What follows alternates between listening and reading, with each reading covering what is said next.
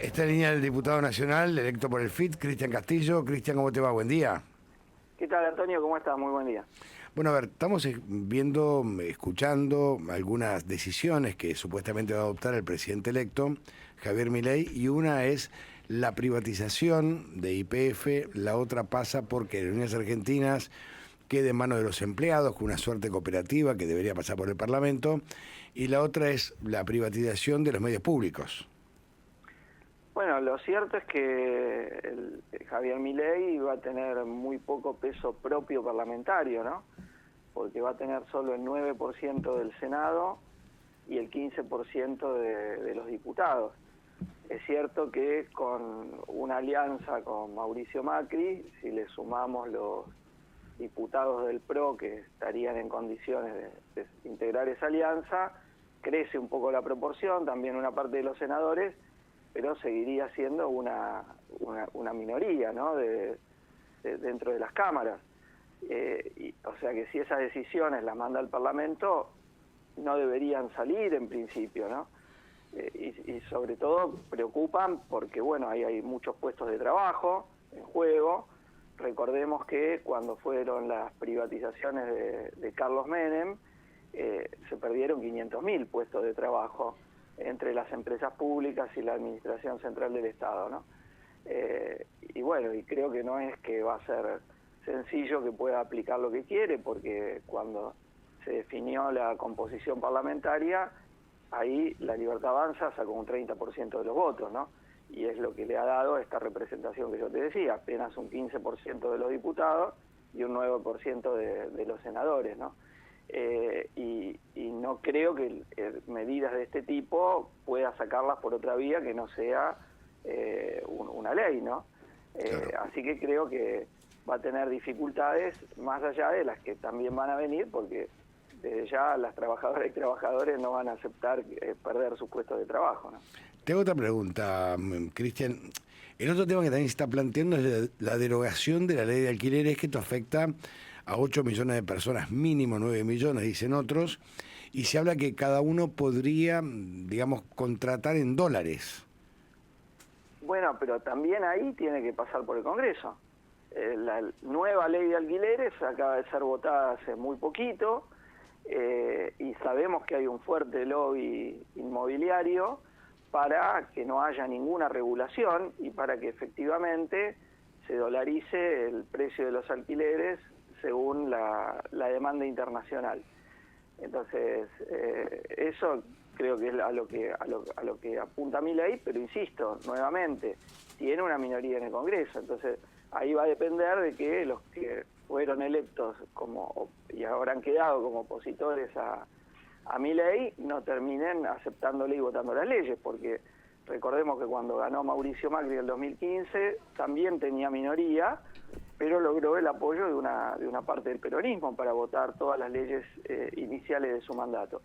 Entonces ahora esto es muy importante, estar alertas para que no cuente con los votos supuestamente opositores para aplicar medidas que serán fuertemente antipopulares, como el caso que estamos conversando de la ley de alquileres o las privatizaciones que está anunciando, ¿no? Me parece un tanto, digamos, estrafalario, ¿no? Porque ya vivimos la experiencia nosotros de empresas privatizadas que lo que hicieron fue extrajeron todo lo que había, cerraron ciudades y pueblos y después se fueron. Bueno, fíjate el ejemplo que fue YPF, que terminó en manos de la española Repsol, que ¿qué hacía Repsol? En base a la exploración previa que había de la empresa estatal, tenía las reservas petroleras y gasíferas, lo que hacía era llevarse las ganancias y no invertir en nueva exploración para mantener el nivel de reservas. Y entonces el nivel de reservas fue cayendo exponencialmente.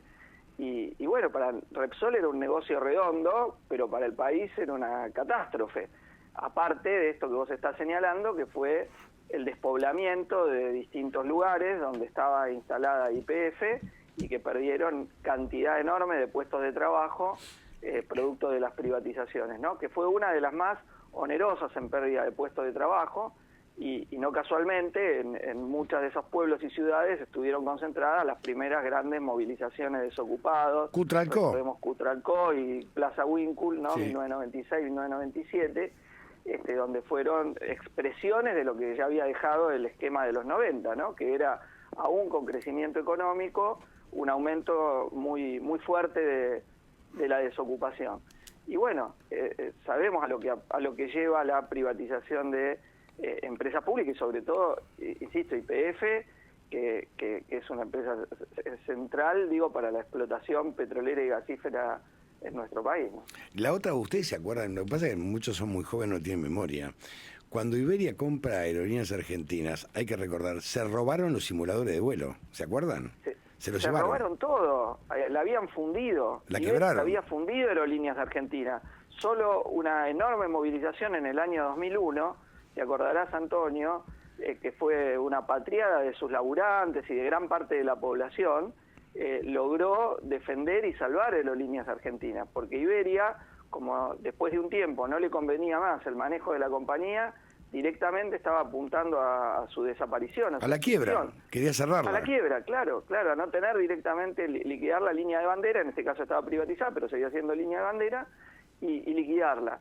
Entonces digo, acá hay, entiendo, hay toda una parte de la población que no lo vivió, pero los que vivimos los 90 y las políticas de privatizaciones, sabemos que es una política de saqueo y de negociados, ¿no? Porque ese es el otro elemento. Las privatizaciones, y muchas de ellas todavía continúan, le daban un público cautivo con empresas monopólicas que tenían una altísima rentabilidad en dólares en la época de la convertibilidad.